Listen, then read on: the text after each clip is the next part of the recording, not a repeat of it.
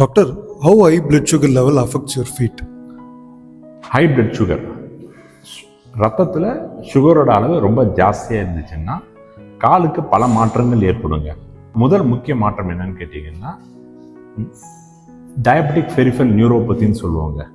So இதனால் என்ன ஆகும்னா நர்வ்ஸ், உணர்ச்சி சம்மந்தப்பட்ட நரம்புகள் பாதிப்பு ஏற்பட்டு காலுக்கு சென்சேஷன் குறைய வாய்ப்பு இருக்குது.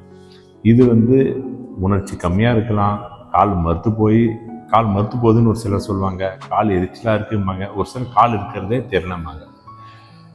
ஒரு சில பேருக்கு என்ன ஆகும்னா இந்த அதிகமான பிளட் சுகர், ரத்த ஓட்ட நரம்பு ஆர்டரின்னு சொல்லுவோம், அதில் அடைப்பு ஏற்பட்டு காலுக்கு ஒரு ரத்த ஓட்டம் குறைய வாய்ப்பு இருக்குங்க. மூணாவது காரணம், அதிகமான சுகர் காலில் சிறிதாக ஒரு புண் ஏற்பட்டாலும் இன்ஃபெக்ஷன் வர வாய்ப்பு இருக்கு. ஸோ டயபெட்டிக் பேஷண்ட்ஸ், நீரிழிவு நோயாளிகள், அவங்களோட பிளட் சுகர் கண்ட்ரோல் பண்ணிங்கன்னா இந்த காலுக்கு ஏற்படும் 3 விதமான பாதிப்புகள் குறைய வாய்ப்பு இருக்கு.